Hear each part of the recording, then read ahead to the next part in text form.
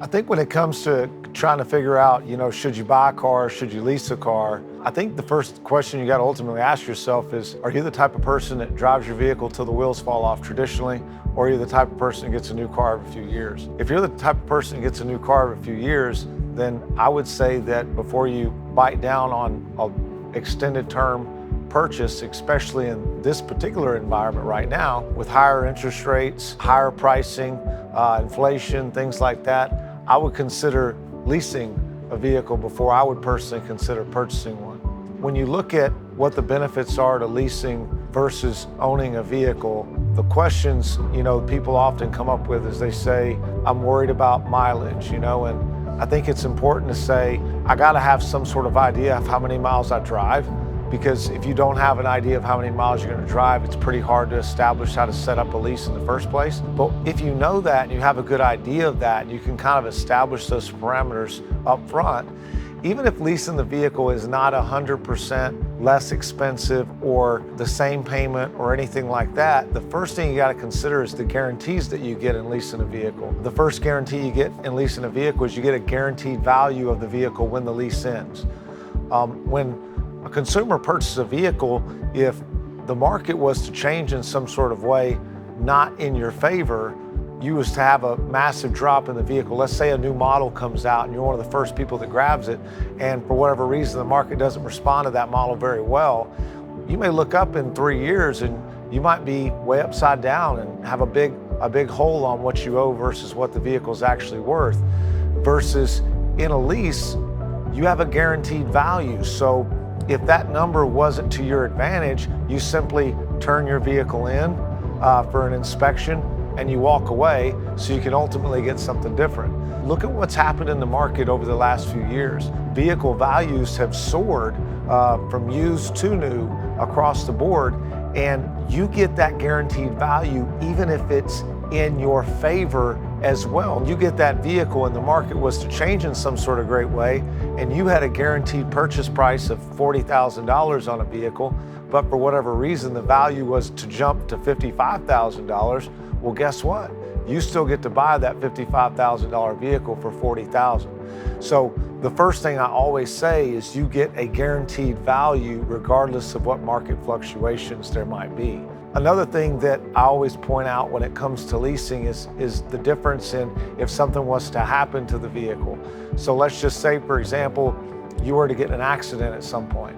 If you were to trade that vehicle in, one of the first things that a dealer is going to say is, oh, it's been in an accident before, and a lot of people have heard that, and they'll say that that's a reason why the value of your vehicle's changed. Well, again, in having that guaranteed value of the vehicle, if that was to be the case, you simply turn the vehicle in, you don't have to accept less for it, you have a guaranteed number, and you move on. Let's just say it's a little bit more serious though, and for whatever reason your vehicle was in an accident, it was totaled, or it was stolen.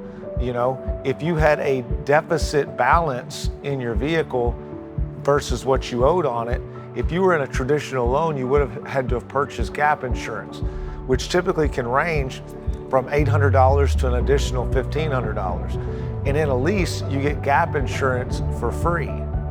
And then the next thing I often point out to people is the assurances that you get. You're always under warranty if you're in a lease of a vehicle. And if you're always under warranty, that's naturally going to reduce any exposure you have to unexpected expenses. And when your lease ends, you can simply swap your vehicle out for that newest model. Again though, re-emphasizing a point I make often though, is if you're really happy with the one you have, you still have that guaranteed price for it. Not to mention, no matter which manufacturer you deal with on a lease, every manufacturer provides you extra incentives to simply lease another vehicle. So they offer a bonus for being loyal on your vehicle. And in Chevrolet, you often get between $500 and up to $2,500 in extra incentives and credits towards leasing your next vehicle that you wouldn't get if you were to merely just purchase the vehicle. The next thing I would say is really related to the current market environment that we're in now, which is right now in this market, you have extremely high pricing. You have very low amount of incentives from the factory, and you also have higher than normal interest rates. And if you were going to be in a situation where you're going to buy a vehicle at higher than normal prices because there's no discounts and incentives, knowing that none of us can predict the future, we don't know how many vehicles will be available in 2 years or 1 year or 3 years. So you're buying at this elevated pricing and then you're paying interest rates that are higher than they've been in over 40 years. Wouldn't you rather it be temporary? And if you were purchasing a vehicle, it isn't temporary. You bought it. So you're stuck in that loan no matter what the terms of that loan are. So if the market was to change in some sort of way and interest rates were to plummet, it would be difficult for you to upgrade to the newest model. However, if you were in a lease, as soon as your lease ends, you merely upgrade to the newest model and take advantage of the new incentives, the lower pricing, and the new lower rates, which in some cases may even get you the newer model, but for a lower payment than you're paying already. One of the common other concerns that we hear from customers a lot is, I want to own my vehicle. And one of the things I first start looking at when I talk to a customer who says, I don't want to pay all these payments for all these years and just keep recycling a new loan and more payments. And in the end, I ultimately don't own the vehicle. But what I would say is, if you're the type of person that's like me, if you're like me and you're like my spouse, we get new vehicles on the average every 3 years. So in the past, we would do loans on those vehicles too. And sometimes we would do okay, but more often than not, we would lose. And in some cases, we would lose big. We'd have $5,000, $6,000, $8,000, $10,000 in negative balances from trading in our older vehicles.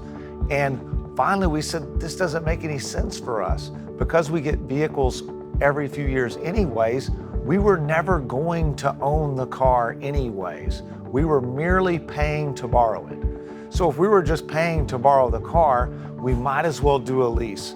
Because when you lease a vehicle, all you're required to pay is the interest and the predicted depreciation of the vehicle. So you're only paying for what you use. So if you were in a situation where you only had to pay for what you use, instead of being stuck paying for something you'll never use when you trade it in with that negative balance, that's what I would say to someone who has said, hey, I'm never going to own a vehicle. And in this case, yes, you wouldn't own a vehicle, but guess what? You never own the other ones either. So if you're at a point where you're considering leasing or you're curious about leasing a vehicle, the easiest thing to do is to get down to I-10 in Kirkwood, to come see us down at Haik Chevy, and we can have all of our leasing experts answer your questions. If you're not really ready to make that drive yet, you can simply get on MacHikeChevy.com. And if you're on MacHikeChevy.com, at the top of the search bar, you will see a tab that says Finance, and you'll see one that says New Vehicles. And under both of those, it advertises some of the lease specials. Or if you are interested in leasing a specific model, simply go to that model and submit an inquiry stating you're interested in leasing that vehicle. And we can get you all that information instantaneously.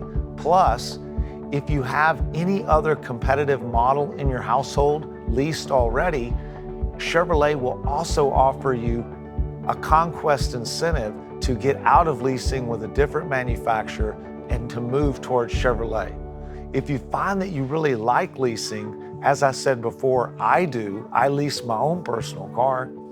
If you like leasing, you get guaranteed extra incentives every single time you go from one lease to another. So incentives above all others. Plus, several times a year, the factory will offer what we call pull-ahead programs.